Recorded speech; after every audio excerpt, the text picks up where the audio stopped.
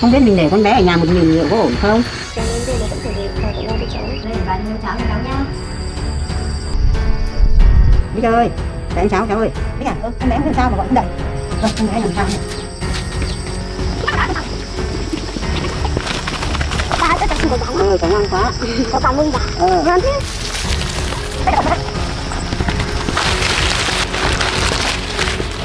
Cháu ốm phải đi làm là thương lắm.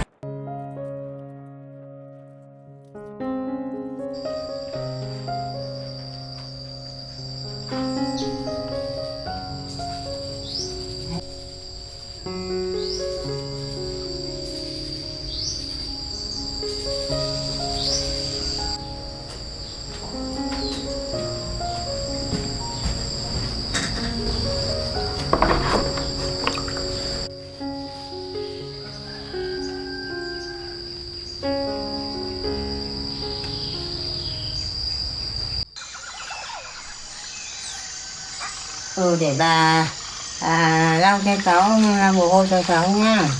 Lau cháu khỏi. Coi nào, để bà đi nấu cháo cho cháu.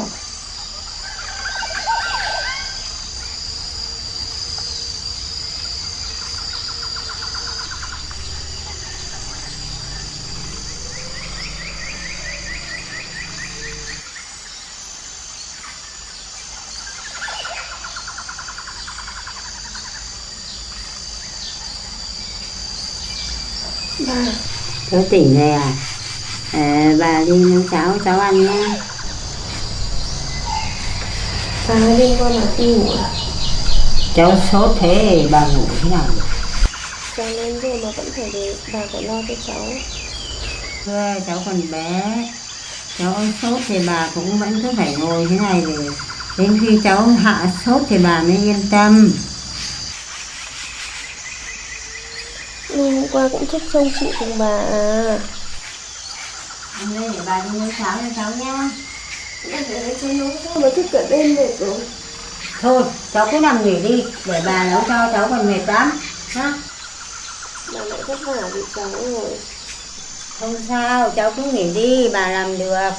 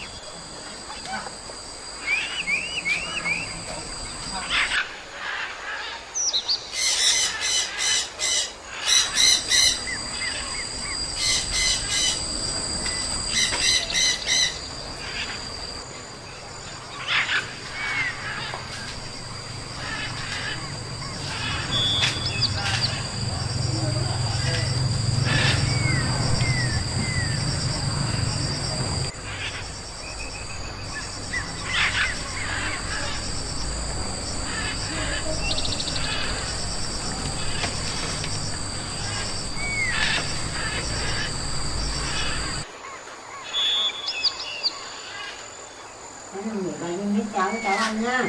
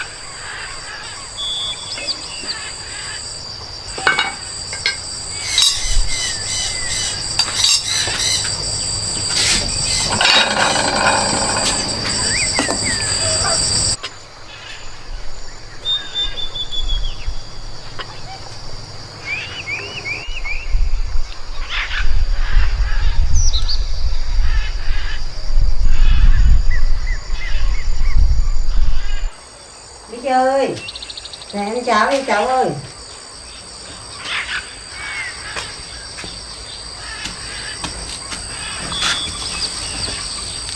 Để ăn cháo cháu ơi. Đi chơi. Để ăn cháo cháu ơi. Đi chơi. Đi chơi. Đi. Đi chơi. Để ăn cháo cháu ơi. Để ăn cháo. Đi chơi. Đi. Để ăn cháo. Đi chơi. Đi. Đi chơi. Để ăn cháo cháu ơi. Đi, đi chơi. Đi. Đi ơi. Đi à? Con bé không biết làm sao mà gọi không dậy. Đi ơi. Đi ơi. Đi. Để ăn cháo đi. Con bé làm sao này.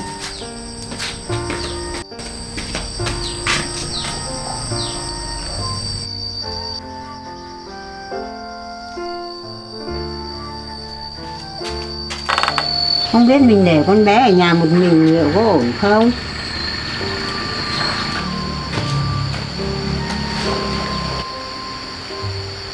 Không được rồi, con bé vẫn sốt cao lắm, mình phải đi tìm người giúp thôi.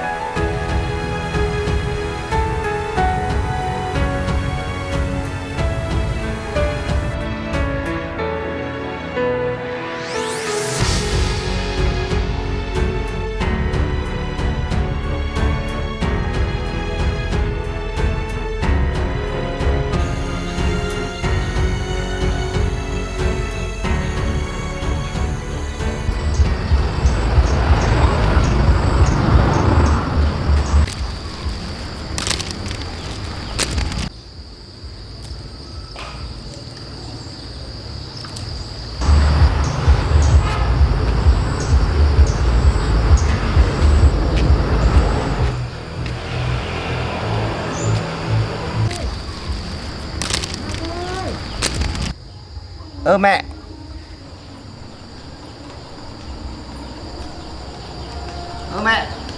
Con ở đây.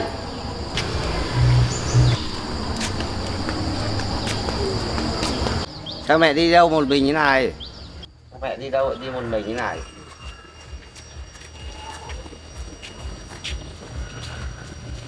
Bích tôi sốt từ tối hôm qua đến giờ chưa đỡ, mẹ lo quá. Thì nó đã uống thuốc gì chưa?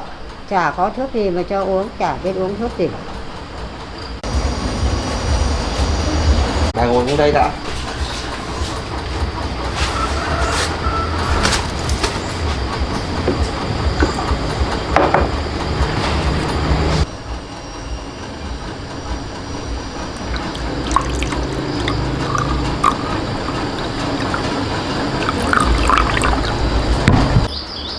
Uống nước đi đã.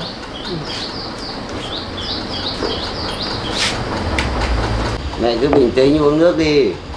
Thì để con đi mua thuốc cho nó. Không, con phải đi tìm bác sĩ trước ngay cho mẹ. Mẹ lo lắm. Thế mẹ về với cháu đi. Để con đến bệnh viện tìm bác sĩ.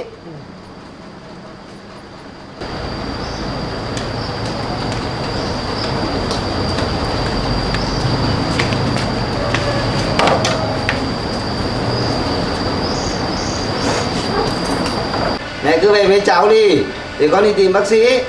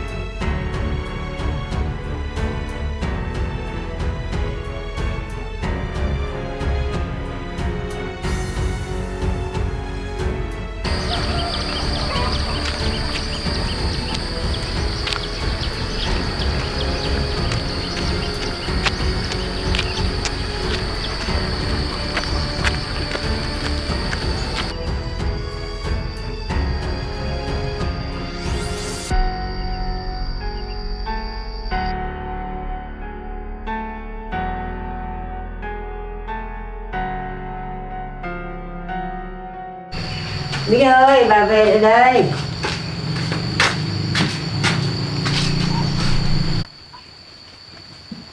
Con bé sốt cao quá.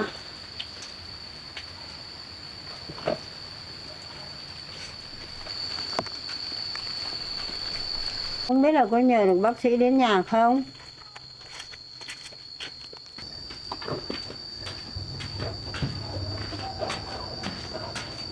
Mỹ ơi, bác sĩ sắp đến rồi. Cháu cố lên nha.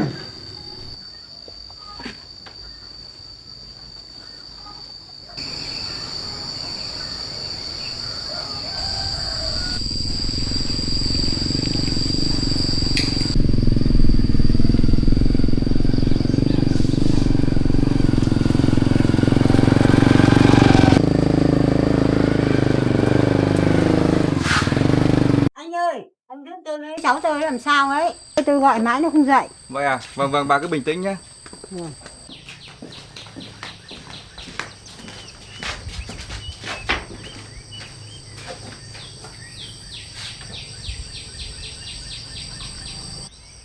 Cháu gái của bà đã bị sốt lâu chưa? Không lâu rồi đấy. Vậy à?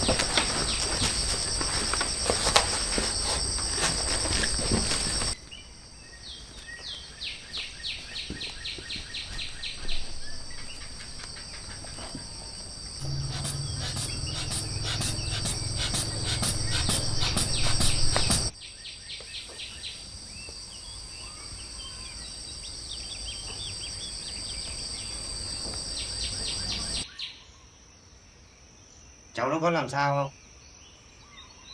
Cháu còn chơi nó có làm sao không bác? Vâng. Hiện tại thì huyết áp của cô ấy vẫn bình thường bà nhá. Cháu tôi có làm sao không? Cháu tôi nó có làm sao không em? Vâng. Bà với bác cứ bình tĩnh để tôi tiếp tục khám cho cô ấy. Bây giờ tôi sẽ đo nhiệt độ và sẽ khám nhịp tim.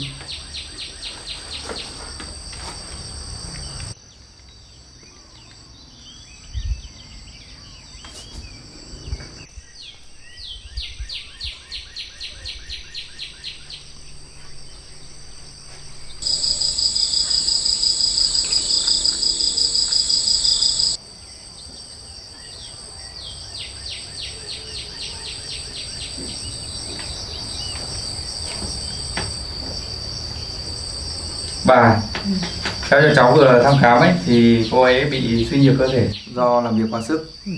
Ngoài ra thì cô ấy ăn uống bị thiếu chất dinh dưỡng và cô ấy đang bị sốt do virus nên là mới đang miên man như thế này. Thế có nguy hiểm không? Hay điều trị của cháu nó như thế nào? Hiện tại ấy, thì chưa nguy hiểm, tuy nhiên thì cô ấy vẫn cần được phải nghỉ ngơi và theo dõi thêm. Nếu như mà đến sáng ngày mai mà cô ấy vẫn chưa tiến triển được thì cần phải đưa cô ấy đến bệnh viện để thăm khám. Vâng. Bây giờ thì cháu sẽ kê đơn thuốc cho cô ấy điều trị. Nhưng mà thuốc thì phải ăn vào thì mới uống được. Thế thì từ tối hôm qua ăn rồi con bé chưa ăn gì? Bây giờ thì tôi sẽ kê đơn và lấy thuốc tạm thời, những cái thuốc mà tôi mang theo cho cô ấy để điều trị.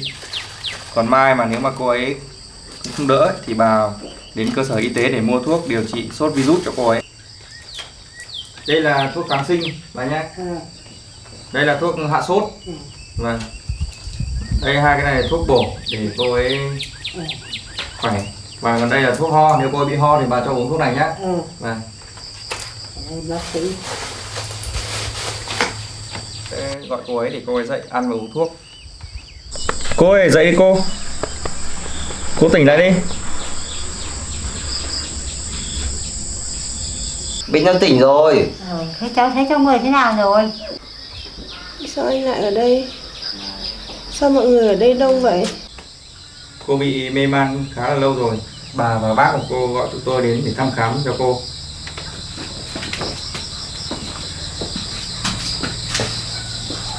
Cháu thấy trong người thế nào rồi? Cháu có đau ở đâu không? Còn mệt không?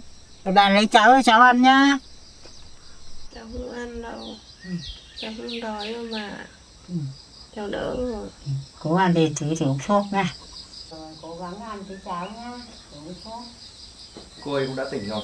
Thì cô cơ bản thì sức khỏe cô ấy bị kiệt sức do lao động quá nhiều. Bây giờ thì cũng muộn rồi. Tôi xin phép bác và bà tôi đi về đến đơn vị. Cảm ơn bác sĩ đã đến khám cho cháu của tôi. Vâng. Thì bác sĩ về thì là tôi đưa bác sĩ về. Thế, thôi bà cháu tôi cảm ơn bác sĩ nhá. Nếu mà không có bác sĩ thì bà cháu tôi không biết làm thế nào. Không có gì đâu ạ. Đây là công việc cũng là trách nhiệm của tôi thôi. Vâng.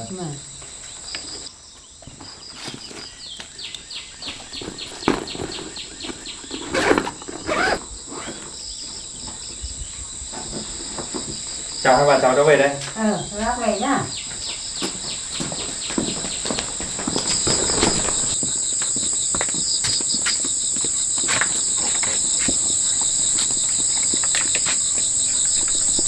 Bác cháu mình đi.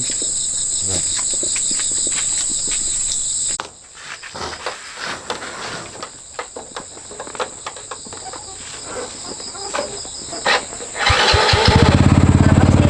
Vâng, chào bà.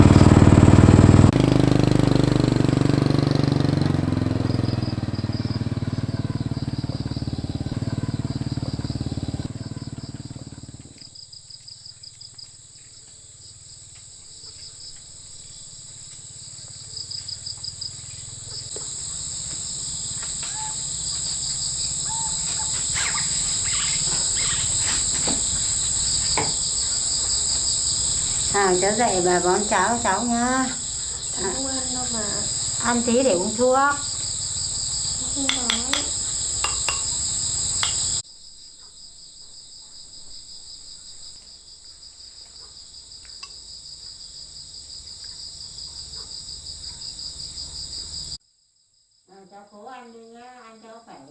thuốc nha. Uống thuốc mà cho chóng khỏi. Ăn tối.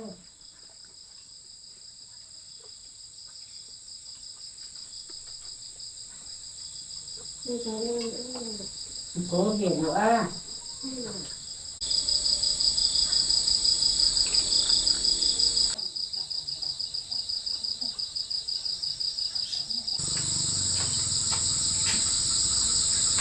Uống thuốc nha. Cháu uống thuốc đi. Nước đây.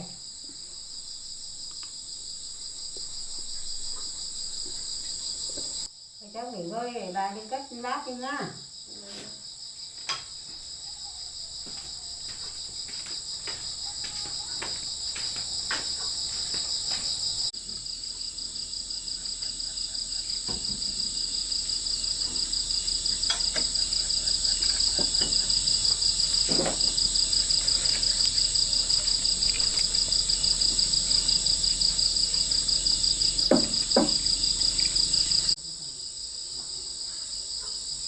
Mẹ làm bà phải lo lắng vì mình rồi.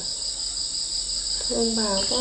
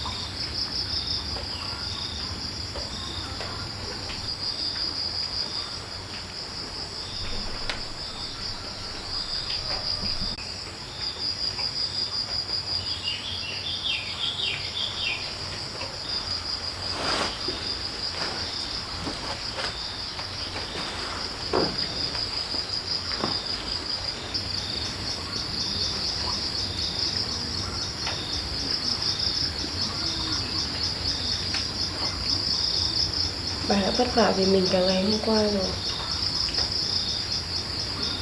Chắc bà mệt lắm.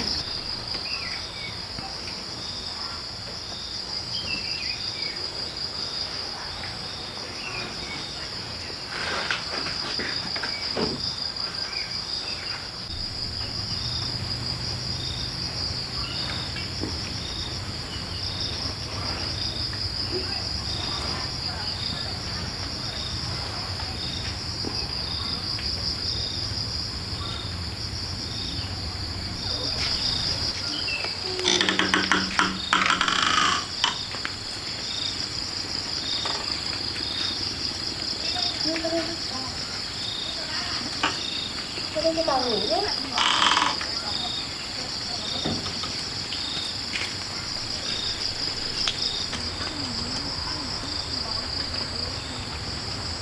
Ta đến 11 giờ tầm 1 tiếng thì cũng được.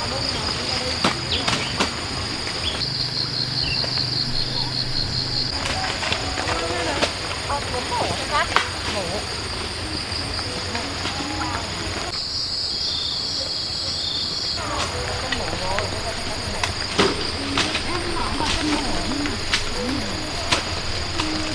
Mưa thế này mà mọi người vẫn làm việc.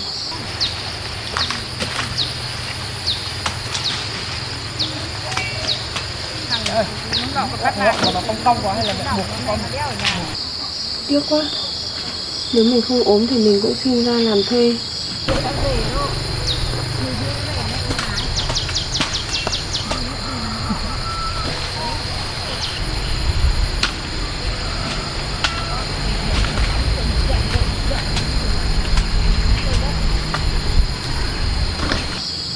Chắc chiều nay khỏi mình phải đi kiếm việc gì đó để làm.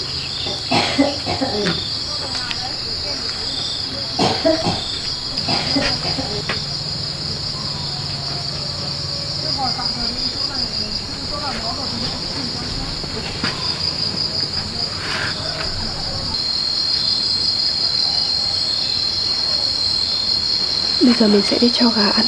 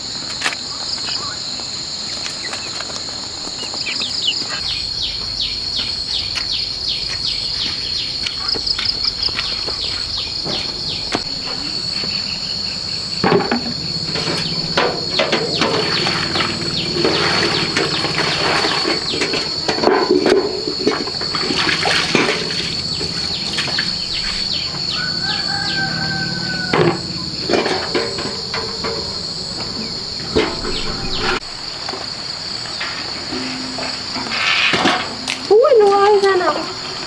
Bẩn đấy. Bẩn đấy, bẩn đấy, bẩn đấy, bẩn đấy.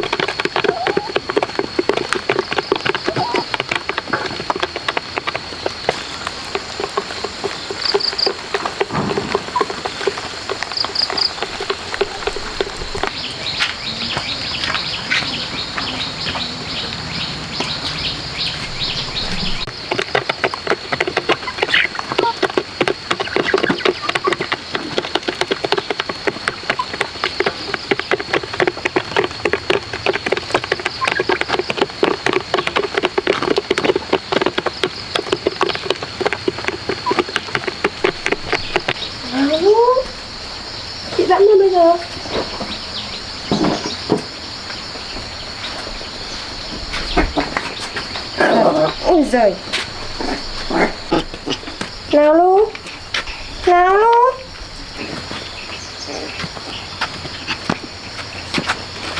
Nào, mất xăm rồi.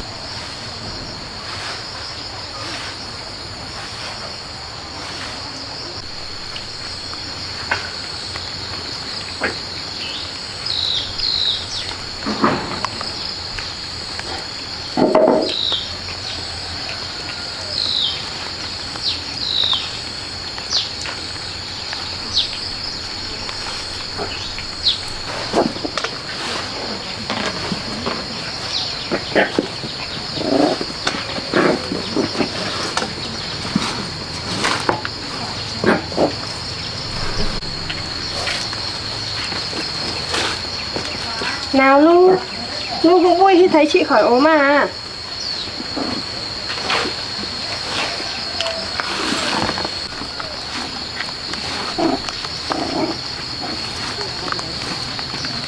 Nào Lu, chị dẫm mà bây giờ.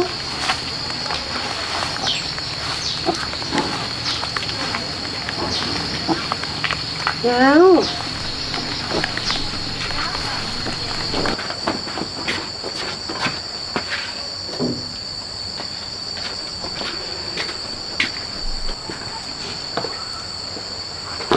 Bà vẫn còn ngủ thì mình sẽ đi mua mì về nấu ăn sáng.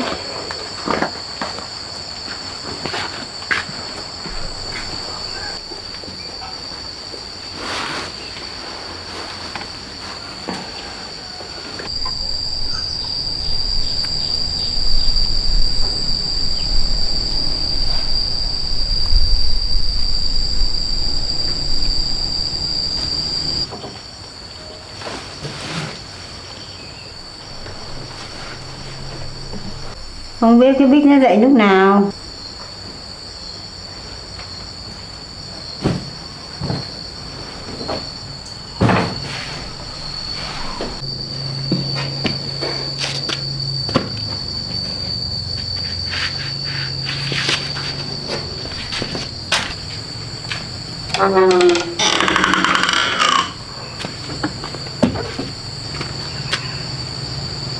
Bích ơi, Bích ơi. Không biết con bé chưa khỏi ốm vậy đi làm nào.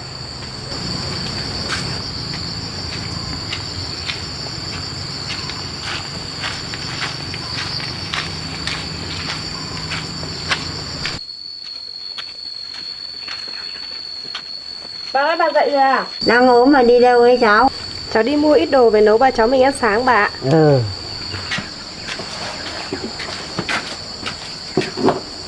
Thế cháu khỏi rồi à? Cháu khỏi rồi bà ạ. Cháu không thấy mệt nữa đâu. Vâng. Bà không phải lo đâu.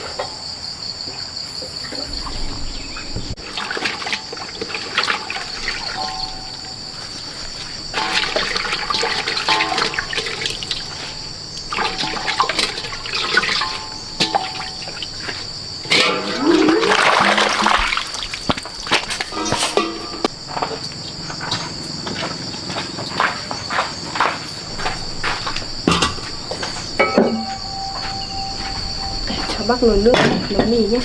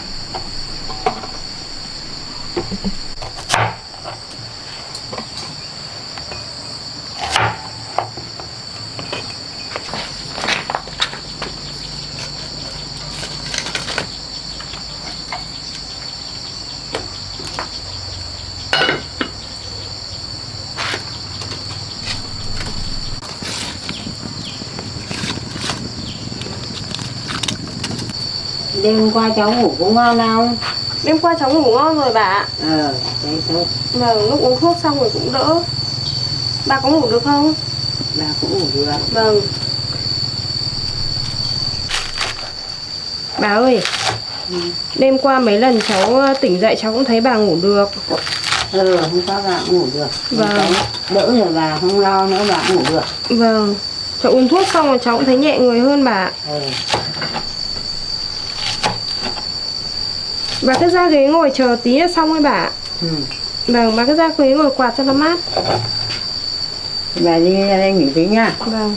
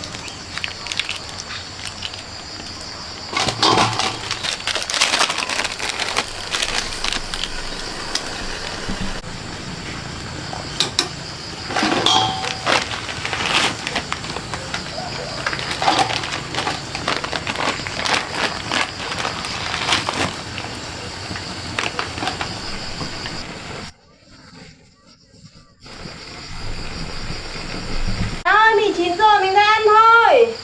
Bà ra đây.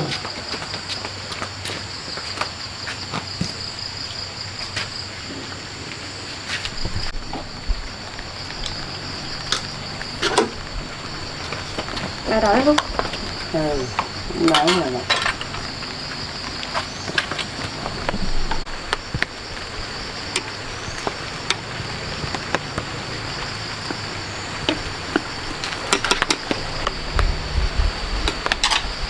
Cháu lấy mì cho bà nhé.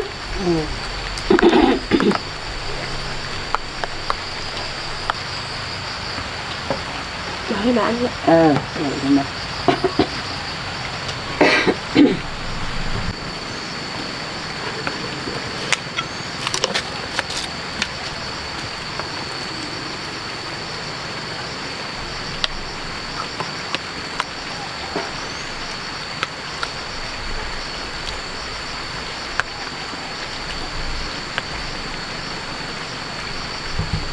Ăn gì cháu ơi? Vâng ạ.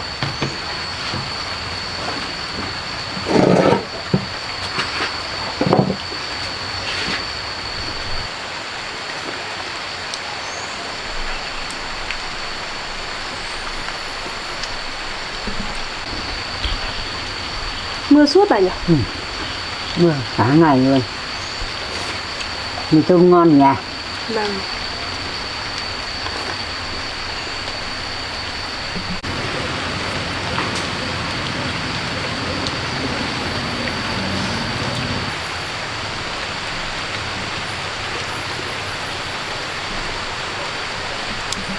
Bà ơi, mưa suốt thế này liệu có lũ được không nhỉ bà nhỉ?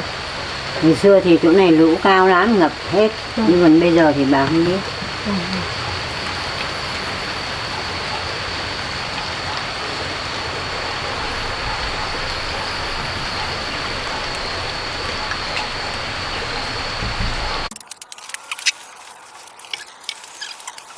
Bà ăn xong rồi.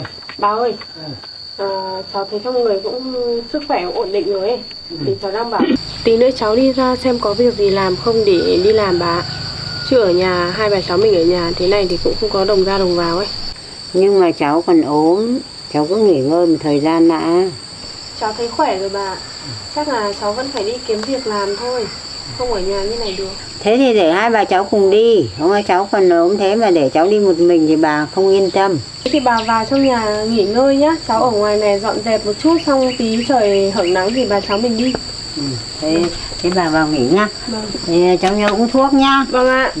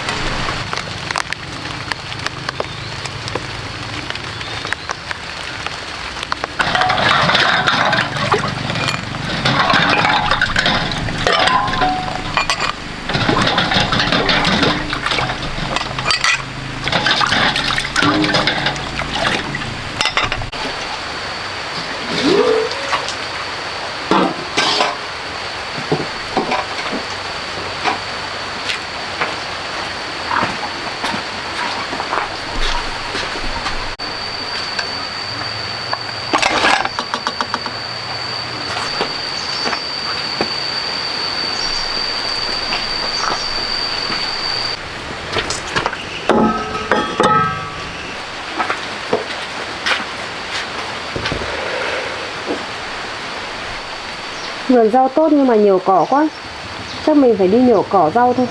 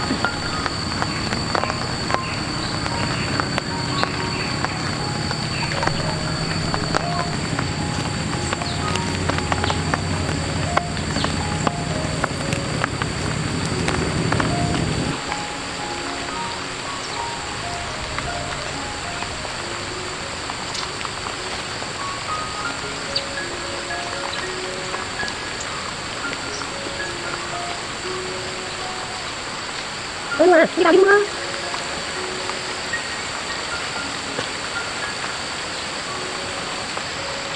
Đồ gì nát hết rau của chị rồi.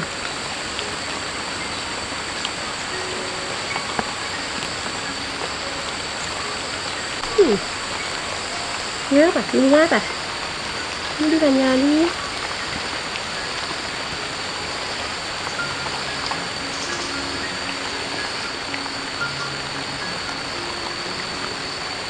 Đâu? Đi vào đi. Chị khỏi ốm rồi.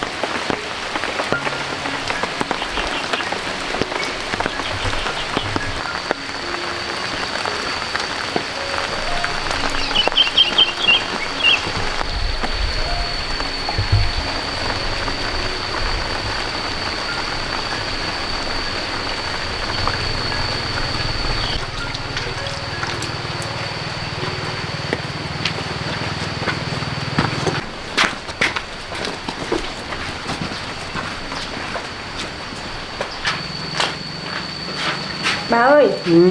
cháu vừa làm cỏ rau xong. Trời cũng hửng nắng rồi bà ạ. Ừ. Chắc là cháu đi sang nhà mấy bác hàng xóm xem có việc gì không để làm thuê cho họ. Ừ. Thế đợi bà thay quần áo thì hai bà cháu cùng đi. Bà đi cùng cháu á? Ừ. Cháu còn mệt thế có đi được không? Cháu đỡ rồi bà. Thế thì đi, hai bà cháu cùng đi. Vâng, đi thay quần áo đi. Ừ. Đi thay quần áo cùng đi. Vâng.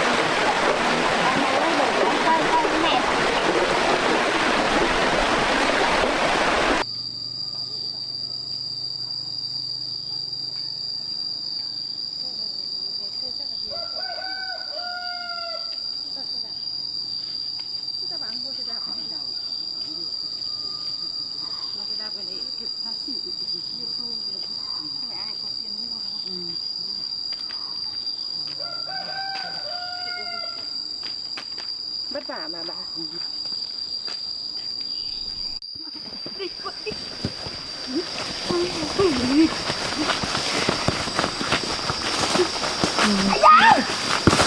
Mất công. Sao mà mày gọi tao chứ mà. Thấy đi. Đây đã rồi mà ta.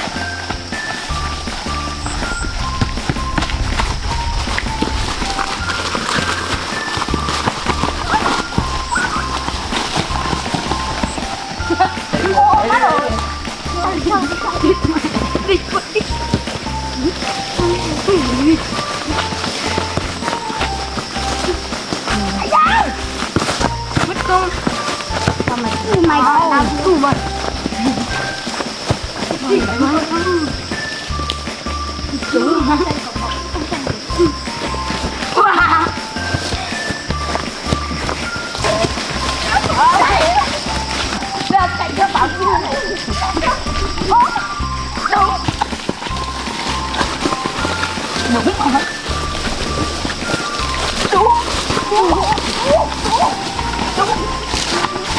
Đừng đến mẹ chạy đi đấy.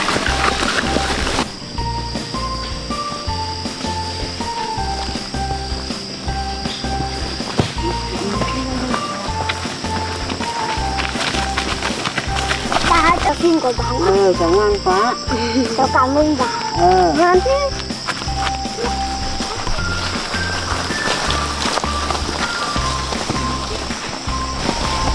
Anh đi. Đây đã rồi mà ta. Bọn trẻ con ngoan quá bà nhỉ? Thôi đi về.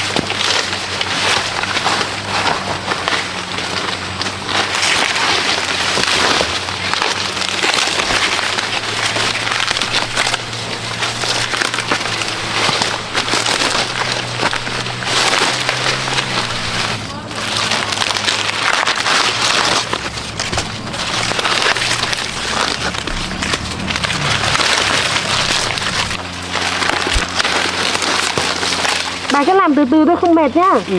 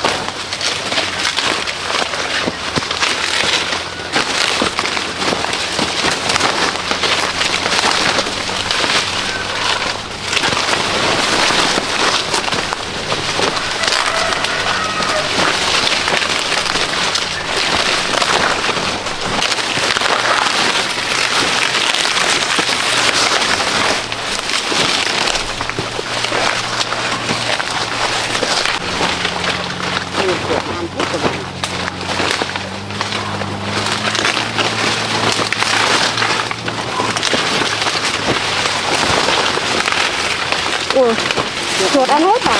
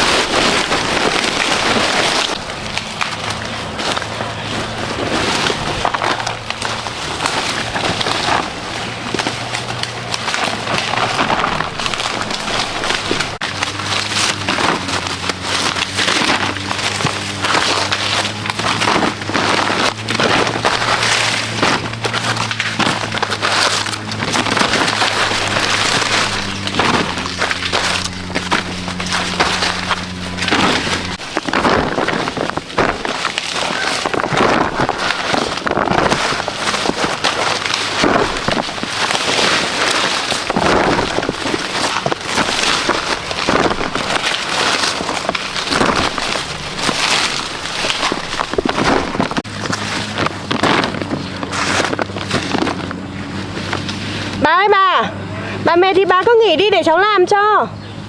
Bây giờ có làm nhá. Vâng.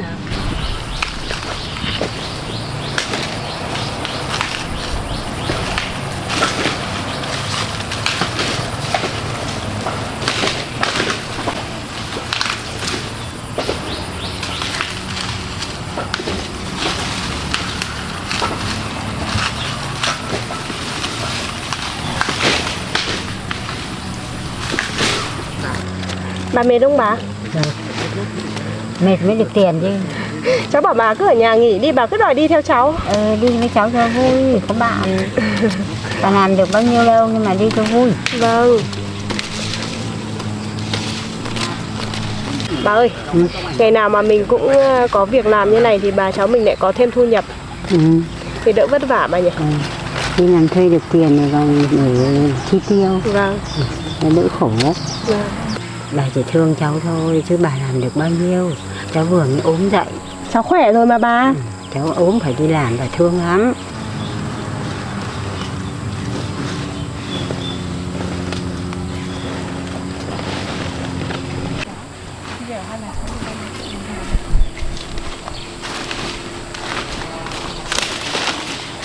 Đây, anh trả tiền công cho hai bà cháu. Cảm ơn hai bà cháu nha. Vâng, lúc nào có việc anh lại gọi bà cháu em nhé. Ừ, nào có việc thì anh lại gọi hai bà Vâng, cháu. em cảm ơn. Đi bà ơi, để cháu mình về đi. Là cảm ơn rồi. Dạ, về đi muộn. Và cẩn thận như ngã. Đi đi. Mà đi cẩn thận như ngã.